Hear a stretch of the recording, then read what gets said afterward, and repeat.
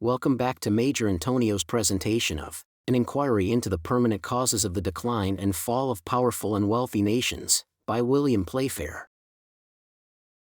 Chapter 3. Previous to the conquests made by Alexander the Great, the history of ancient nations is confused, incomplete, and inaccurate. During the contests of his successors, the intricacy and confusion are still continued, but materials are more plentiful, more accurate, and more authentic. During the first period, accepting what is contained in sacred history, a few detached facts, collected by writers long after, are our only guides in judging of the situation of ancient states, some of which consisted of great empires, and others of single cities possessed of a very small territory. Add to this that great and striking events occupied almost exclusively the attention of historians. The means by which those events were produced were considered as of lesser importance. So far, however, as the present inquiry can be elucidated, although materials are few, yet, by adhering to a distinct plan and keeping the object always before us, we may arrive at a conclusion. The countries that appear to have been first inhabited were Syria and Egypt, both of them situated on the borders of the Mediterranean Sea, and as early as any authentic records extend, those were great and powerful countries in which agriculture and population had made great progress, and into which commerce had already brought many of the luxuries of the East. The Phoenicians, a people differing in name from those who were subjected to the Assyrian monarchs, occupied that part of Syria now called the Levant, directly on the borders of the Mediterranean Sea. They were the first who rose to wealth and power by arts and commerce. Tyre and Sidon were the abodes of commerce long before the arrival of the Jews in the land of Canaan, situated in the adjacent country, with whom, in the days of David and Solomon, the Phoenicians were on terms of friendship and alliance, assisting the latter to carry on commerce and enrich his people. The whole coast of the Mediterranean lay open to them for navigation, as did also the Grecian islands, and as their own soil was barren, they purchased the necessaries of life, giving in exchange the rich stuffs they had manufactured, and the produce of the East of which they almost exclusively possessed the commerce. The Egyptians were possessed of the most fertile soil in the world, bounded by the Mediterranean Sea on the north, and on the east and west by barren deserts. Their country was of a triangular form, and watered by the Nile, which, passing through it in its greatest extent, runs nearly down the middle. Thus situated, in the country depending on the Nile for its fertility, and on all sides protected from enemies, it was exceedingly natural to cultivate the arts of peace, and it was not possible that it should be divided into many different nations, as in other countries in early times was the case, when sovereignty rose from parental authority, and when there was no natural bond between the heads of different families. The great abundance with which the inhabitants were supplied, in years when the Nile overflowed in a favorable manner, and the uncertainty of future plenty were inducements for accumulation and foresight, which are not equally necessary in countries where the important circumstances of plenty or want do not depend on one single event over the whole face of a country, separated, besides, from others by a sea which they could not navigate, and by deserts not very easy to pass over. The difficulties of transporting corn, which were sufficient to deter the Egyptians from depending on a supply from other parts, did not, however, prevent other nations from applying to them in times of scarcity, and accordingly it was the granary of the ancient world. To those natural advantages the Egyptians added some others, different in their nature, but not less precious. They enjoyed a mild government, and an admirable and simple code of laws. Their docility and obedience have never been equaled, and as one maxim was, to admit of no person being idle, it is evident that the population must have increased rapidly, and that there must have been an impossibility to employ the whole labor of so many hands on the means of providing subsistence in a country where the manners were simple, the soil fertile, and the wants few. The surplus of the industry of Egypt appears to have been at the disposal of the sovereigns to whom all the lands belonged, and for which they exacted a rent in kind, as is the custom among the native powers on both peninsulas of India to this day.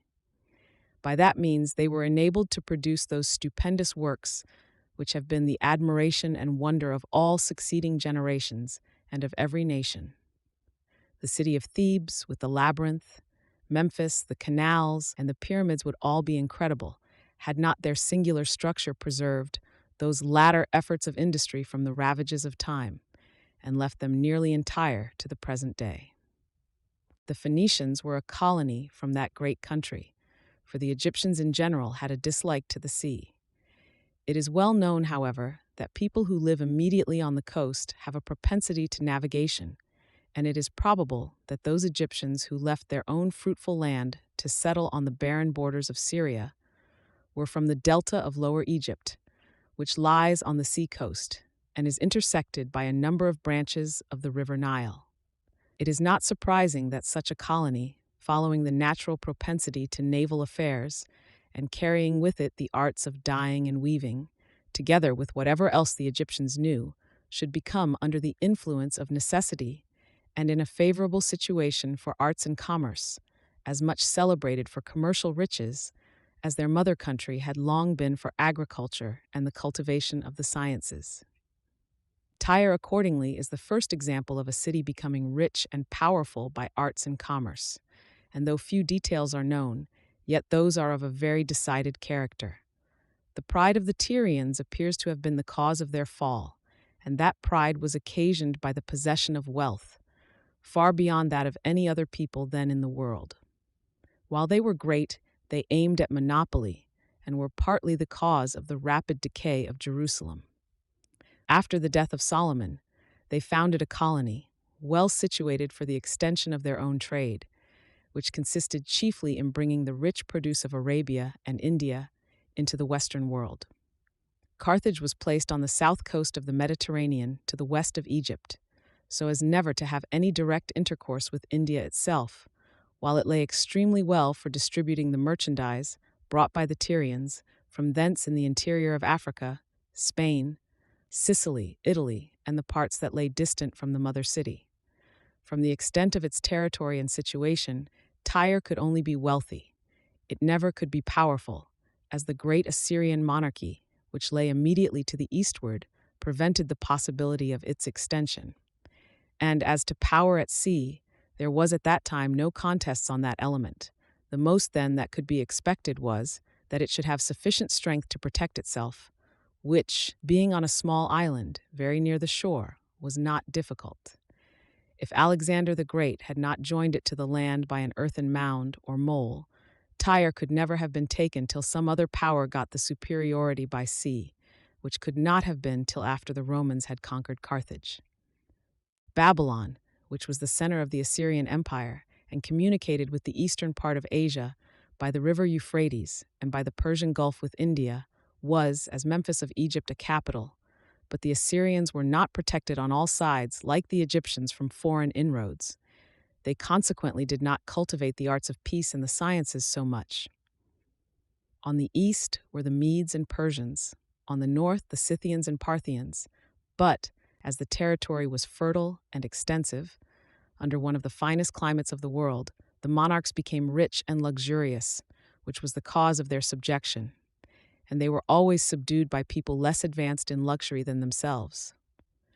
The whole of these countries, Egypt, Syria, Phoenicia, and Greece, fell under the arms of Alexander.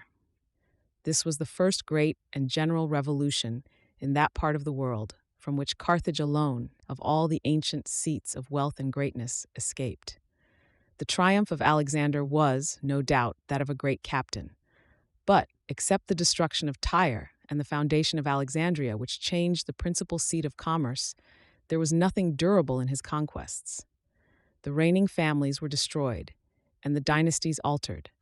But, under his immediate successors, the Egyptians, the inhabitants of Syria, and the Greeks had different masters. It was after the foundation of Alexandria, and under the successors of Alexander, that Egypt became really a commercial country. Its wealth had hitherto arisen rather from the great population and fertility of the country than from any participation in the trade to the east. But after Alexandria was founded, the seat of empire, which had always been in Upper Egypt, was established in Lower Egypt. Canals were dug. and every means taken to make the passage from the Red Sea to the Mediterranean as commodious as possible. Carthage began then to decline.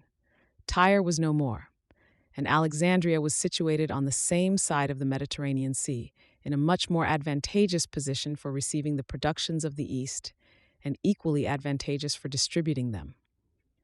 The Phoenicians never recovered their importance, and indeed it was not the interest of the Persian monarch to encourage trade by the old channel of the Red Sea and Rhinocolura, but rather to come directly through the Persian Gulf, ascend the Euphrates, and cross the country to the borders of the Mediterranean, which was a way not much more expensive than by the old route.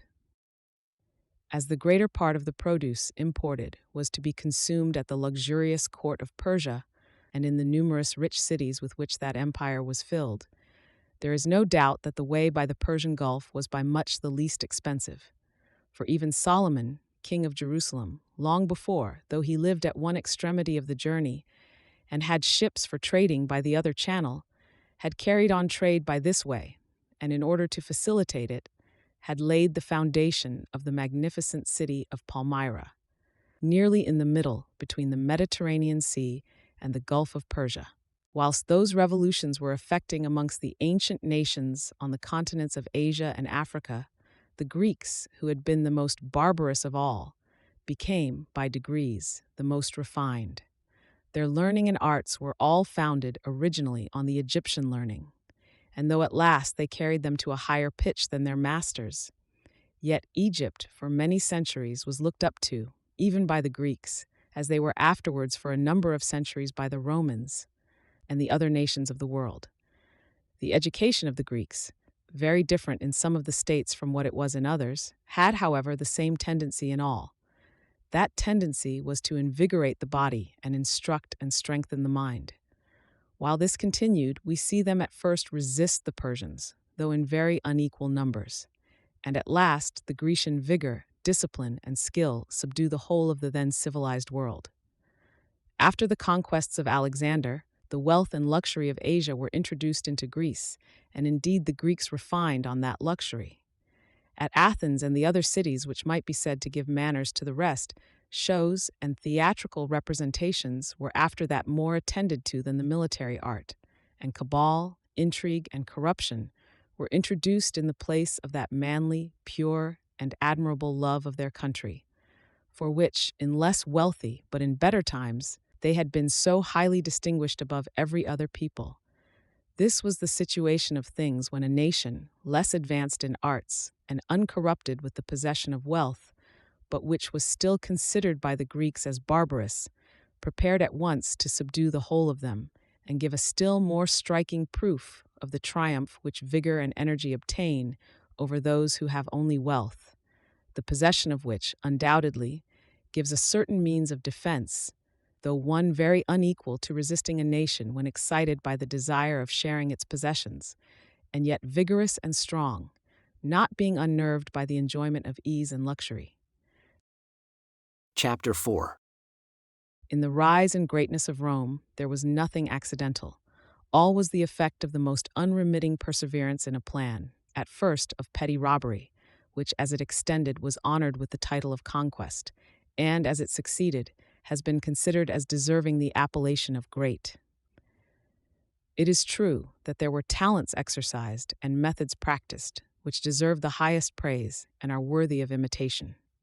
It is impossible to withhold admiration at the recital, but the end in view, from the beginning, cannot be justified. Although neither the end in view, nor, generally speaking, the means employed, are deserving of imitation, yet we shall find more advantage from examining them than from the history of any other nation. In the first place, so far as prosperity depends on good conduct, and good conduct depends on the state of the mind, the Romans are a most striking example. While they preserved the manners that first occasioned their rise, they continued to become more powerful. As they forsook these manners, their power abandoned them, and they, after having conquered all with whom they ever contended, because they had more skill or less corruption, were themselves overcome by men infinitely inferior to what they had been before they became enervated and corrupt.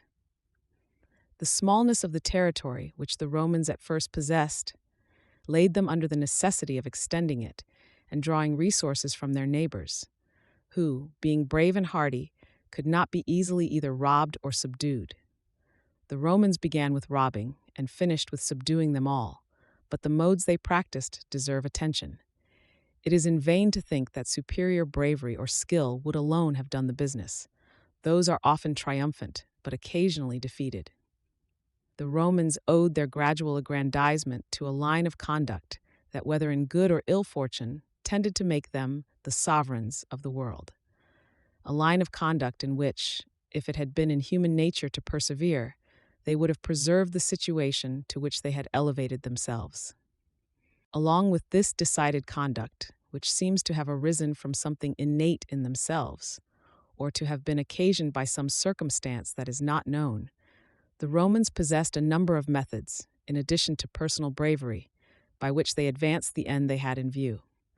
When the kings were abolished, Rome was only a small, rude, irregular place, and a receptacle for plunder, inhabited, however, by men who had great strength of mind, and who possessed a great command over themselves. Their moral code was suitable to their situation. To rob, plunder, and destroy an enemy was a merit. To betray a trust or to defraud a fellow citizen was a crime of the greatest magnitude. With the Romans, oaths were inviolable, and attachment to the public was the greatest virtue. As they had neither arts nor commerce and but very little territory, plunder was their means of subsistence.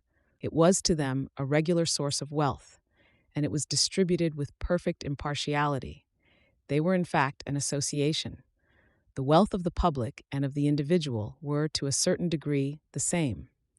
They were as an incorporated company in which private interest conspired with the love of their country to forward the general interest. Plundering and pillage, as well as the modes of dividing the spoil, were reduced to system and method, and the religious observation of oaths was conducive to the success of both. Every soldier was sworn to be faithful to his country, both in fighting its battles and in giving a rigid account of whatever might be the fruits of the contest. The movables and lands taken from an enemy were sold for the benefit of the public.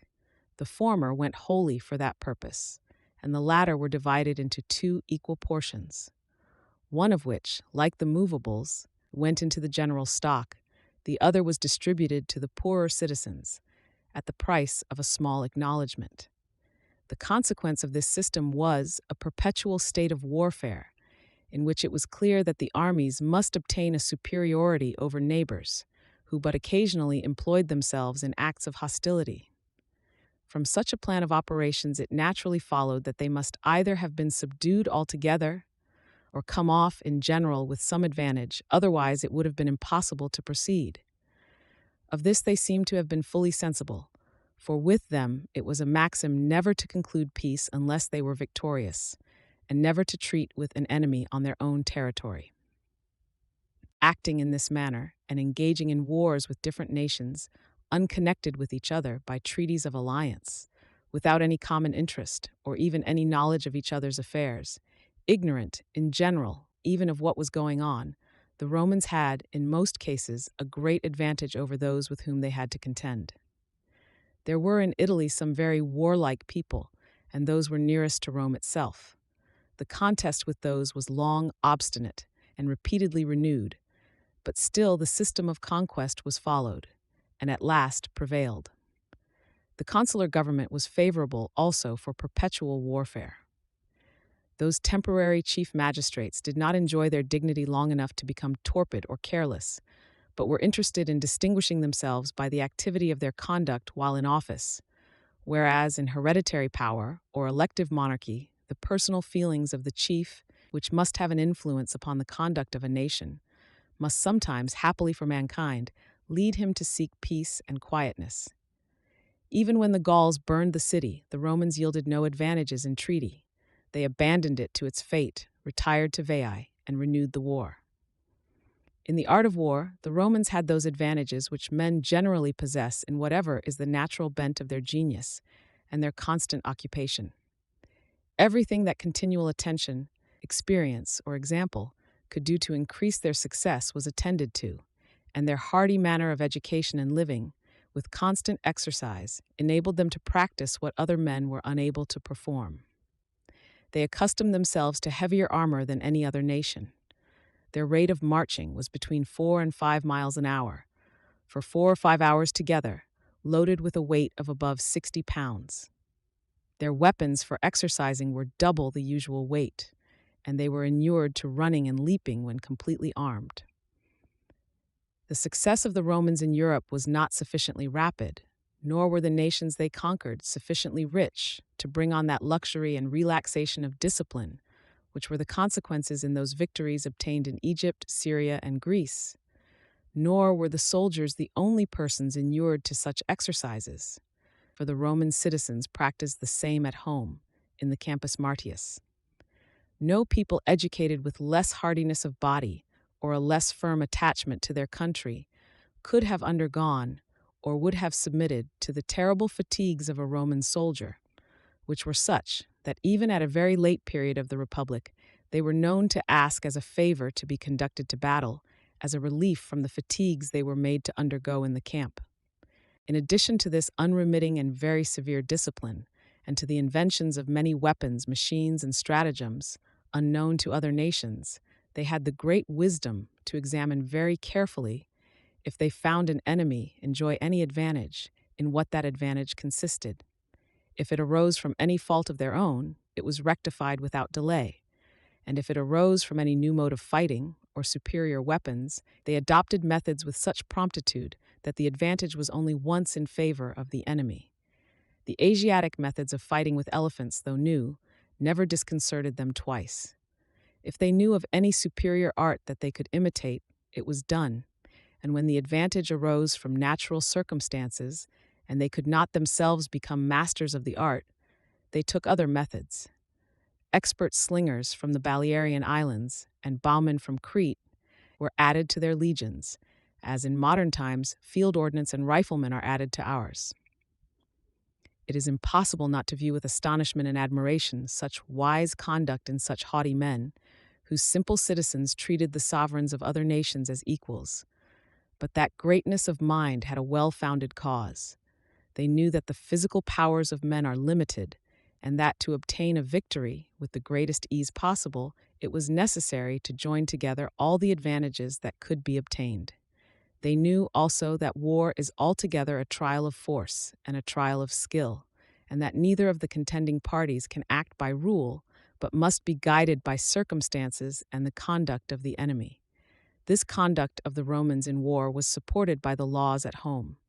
The equal distribution of lands, their contempt for commerce and luxury, preserved the population of the country in that state where good soldiers are to be obtained.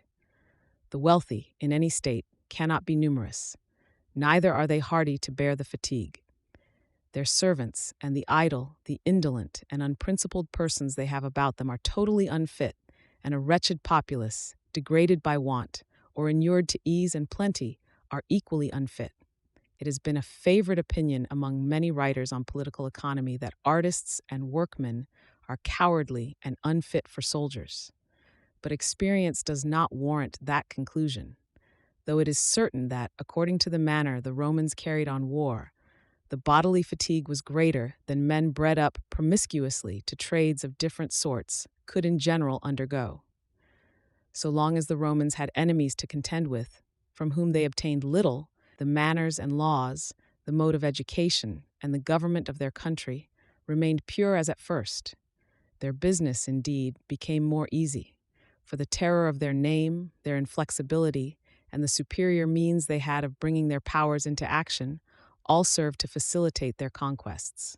But when they conquered Carthage and begun to taste the fruits of wealth, their groundwork altered by degrees, and the superstructure became less solid. Wealth, as we have already seen, was confined to Asia and Africa, and of it the Carthaginians possessed a great share. It has long been the opinion adopted by writers on those subjects that the Carthaginians, as being a commercial and a trading nation, were quite an unequal match for the Romans, that in Rome all was virtue, public spirit, and everything that was great and noble, while at Carthage all was venal, vile, and selfish. A spirit of war and conquest reigned, say they, in one place together with a spirit of glory, In the other, a spirit of gain presided over private actions and public councils. This is all very true and very well said, with respect to the fact, but with respect to the cause, there is one of the greatest errors into which a number of men of discernment and ability have ever fallen. The true state of the case is easily to be understood if we only throw aside for a moment the favor for the brave warrior and the dislike to the selfish traitor. The fact was that Rome, in the days of its vigor, when it was poor, attacked Carthage in the days of its wealth and of its decline. But let us compare Carthage before its fall to Rome in the time of the Gordians, of Maximus or Gallus, and see which was most vile, most venal, or most cowardly. This would at least be a fair comparison, and nothing relative to the two cities is more certain than that Rome became far more degraded in the character both of citizens and soldiers than ever Carthage was. Wealth procured by commerce, far from degrading a nation more than wealth procured by conquest, does not degrade it near so much, and the reason is easily understood. Whenever a commercial nation becomes too corrupted and luxurious, its wealth vanishes and the evil corrects itself. Whereas a country that lives by tribute received from others may continue for a considerable while to enjoy its revenues. This is so evident that it would be absurd to enlarge on the subject. The reduction of Carthage and the wealth it produced at Rome soon brought on a change in the education, the nature, and the manner of acting, both in private life and public concerns. The conquest of Greece, Syria, and Egypt completed the business, and the same people who had conquered every enemy, while they retained their poverty and simplicity, were themselves conquered when they became rich and luxurious. After the fall of Carthage, Rome was fundamentally changed, but the armies still continued to act. Their ambition was now strengthened by avarice and became 10 times more active and dangerous to other nations. They then carried on war in every direction, and neither the riches of the East nor the poverty of the North could secure other nations from the joint effects of ambition and avarice.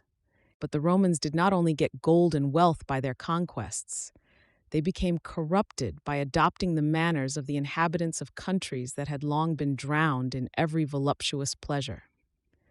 Then it was that they ceased to trust so much to their bravery for their conquests. They began to employ politics and intrigue to divide their enemies. With the poorer states, they found gold a very useful weapon, and with the richer, they employed weapons of iron. The terror of the Roman name, the actual force that they could exert against a powerful enemy, and the facility with which a weak one could be silenced till a proper opportunity arrived for his destruction, were all calculated, and force and fraud were both called into action. Whatever truth or honor the Romans had amongst themselves, they at least had none towards other nations. They, in the most wanton manner, interfered in every quarrel between strangers. And, whenever it suited their conveniency to make war, they begun without almost being at the pains to search for a pretext. They set themselves up above all opinion, while at the same time they required all nations to submit to theirs. In a city where all great offices were elective, the evil effects of the introduction of riches were soon displayed. The first great changes were that the people became corrupted, dependent, and degraded. Fortunes became unequally divided. The provinces groaned under the heavy contributions of generals and proconsuls, and at last, the country splitting into factions, the government was overturned. The splendor of Rome augmented, as a fiery meteor shines most bright before it falls, but the means by which it obtained the ascendancy over other nations had long been at an end. The same laws that had been found excellent when the state was small and poor did not answer now that it had become great and splendid. The freedom of the city and the title and privileges of a Roman citizen had been very widely extended. They were therefore become an illusion and a very dangerous one for the public weal. They served as a foundation for cabal and intrigue of every description. Towards the latter days, after all those internal causes of decline, which are common to other nations, had rendered Rome feeble, several external ones began to act. The provinces became exhausted, and those who ruled them gradually retained more and more of the money. Thus, while the oppression of the provinces was augmenting, the resources of the state were daily on the decline. The first effect of conquests had been to free the people at home from taxes, and when in a state of poverty and simplicity, the effect was advantageous and tended to preserve that spirit by which the Roman Empire aggrandized itself. After wealth flowed in from the destruction of Carthage, donations and shows were in use. The Roman populace, idle and degraded, clamored for corn and public games. It is almost as difficult to conceive the degree to which the character of the people was degraded as it is to give credit to the wealth and luxury of the great in the latter days of the empire. Agriculture was neglected, and the masters of the world, who had obtained everything for which they contended, while they preserved their purity of manners, now became unable either to govern others, to protect themselves, or even to provide food. Sicily and Africa supplied the Roman people with bread long before the empire had become feeble, and even at the very time when it is reckoned to have been in its greatest splendor in the Augustan age. The cause of its decline was fixed beyond the power of human nature to counteract. It began by unnerving the human character, and therefore its progress was accelerated and became irresistible. Of all the nations into which luxury is introduced, none feels its effects so severely as one where it comes by conquest. A people of conquerors who are wealthy must, at all events, be under military authority, and that is never a desirable circumstance. Depending also on revenues which come without the aid of industry, they must become doubly degraded. With such a people, it would be fair to compare the Carthaginians before their fall, for, to say nothing more than that the principle of traffic and commerce is founded on morality and virtue, in comparison to that trade of pillage which robbed and ruined all nations. The physical situation of the Carthaginians was preferable to that of the Romans in the days of their decline. This is evident from the noble struggle that the former made and the contemptible manner in which the mistress of the world terminated her career. Montesquieu bewails the fate of a monarch who is oppressed by a party that prevails after his fall. His enemies are his historians, and this reflection is employed in mitigation of the crimes imputed to Tarquin. But surely, if true, on that occasion, it is no less so with respect to Carthage. All the historians that give us the character of the two nations were Romans and of the victorious party. Yet most of them are more equitable than the historians of modern times, for they had not seen their own country in its last state of degradation and misery. Those who now make the comparison have proper materials, and it is the business of the writers of history to free it from the errors into which contemporary authors fall, whether from prejudice or from want of knowing those events which happened after their days. In the case of the Roman historians, the error arose from a combination of three different causes.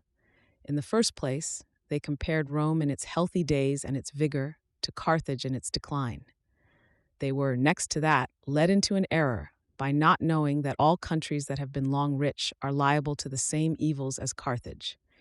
And last of all, they wrote with a spirit of party and a predilection in favor of Rome.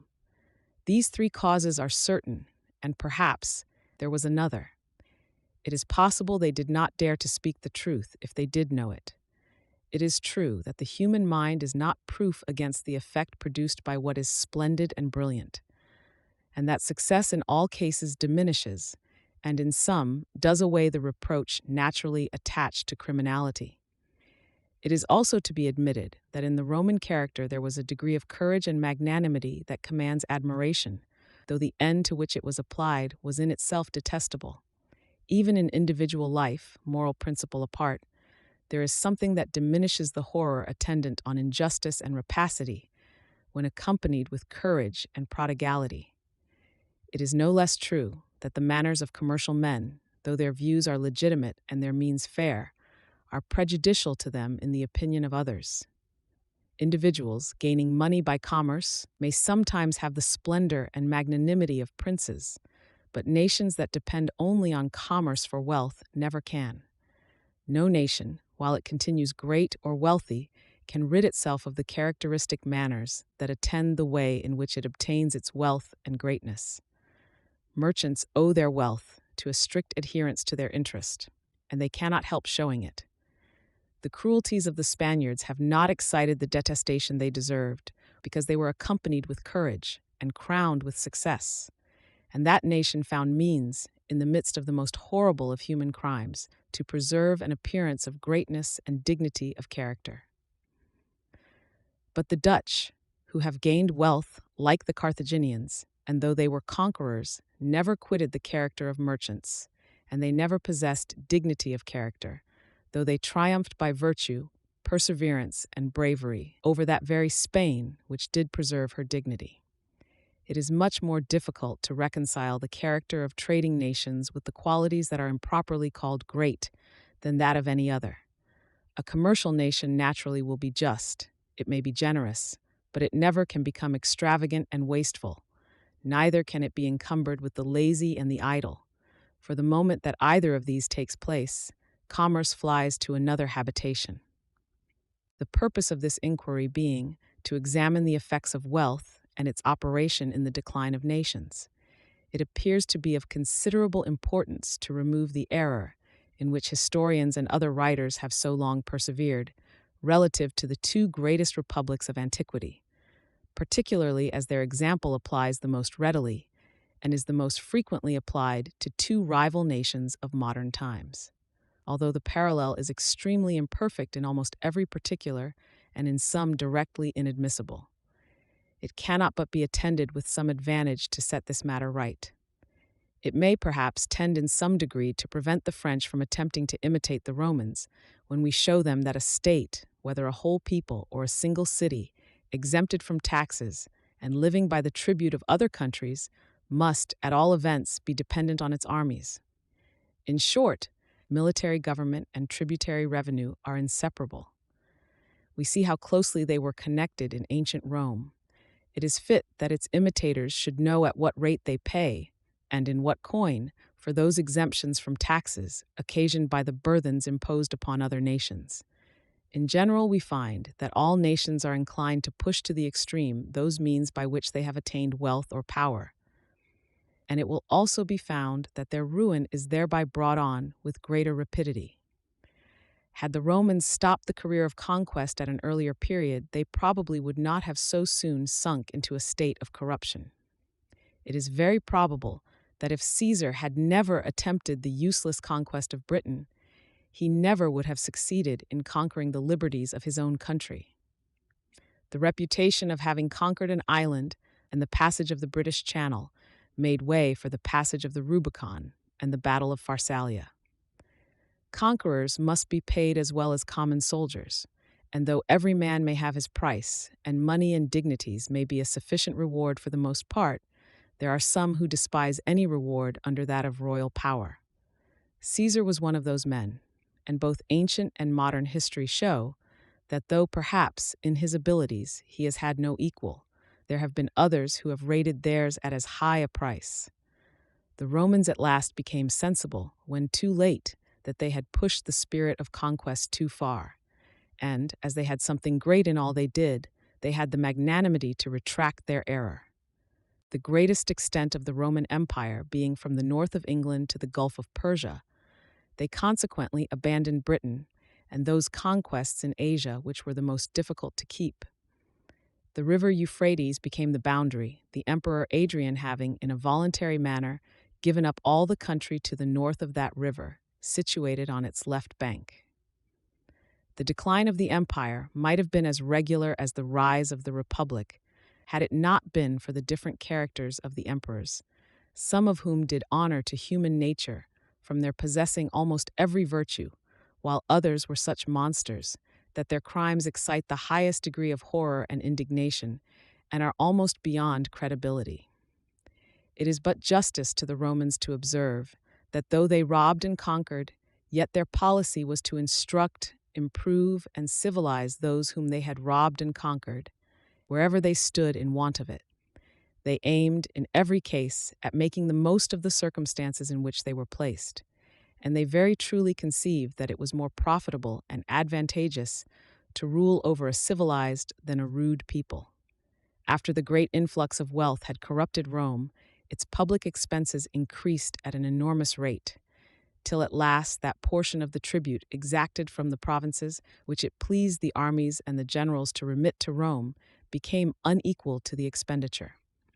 Taxation of every kind then became necessary in Italy itself, and the evils that attend the multiplication of imposts were greatly augmented by the ignorant manner in which they were laid on, by men who understood little but military affairs, added to the severe manner in which were they levied by a rude, imperious, and debauched soldiery. The characters of soldier and citizen, which had been so long united, ceased to have any connection. Soon after this, the corruption of manners became general, and at last, the Romans, unable to find soldiers amongst themselves, were obliged to retain barbarians to fight in their defense, and to bribe the Persians and other nations to leave them in a state of tranquility. No nation that ever yet submitted to pay tribute has long preserved its independence. The Romans knew this well, and if anyone, having had recourse to that expedient, has escaped ruin, it has been from some other circumstance than its own exertion, or it has sometimes been the effort of despair when pushed to extremity. Though in many respects, Montesquieu's opinion of the affairs of Rome is by no means to be taken, yet his short account of the whole is unexceptionally just. "Take," says that able and profound writer, "this compendium of the Roman history. The Romans subdued all nations by their maxims, but when they had succeeded in doing so, they could no longer preserve their republican form of government. It was necessary to change the plan, and maxims contrary to their first, being introduced, they were divested of all their grandeur. This was literally the case.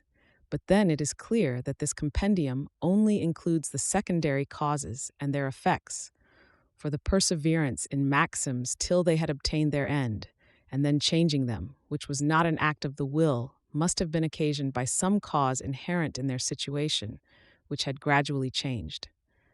In searching for this cause, we shall be very much assisted, and the conclusion will be rendered more certain by observing in what particular circumstances they resembled other nations who had undergone a similar changes.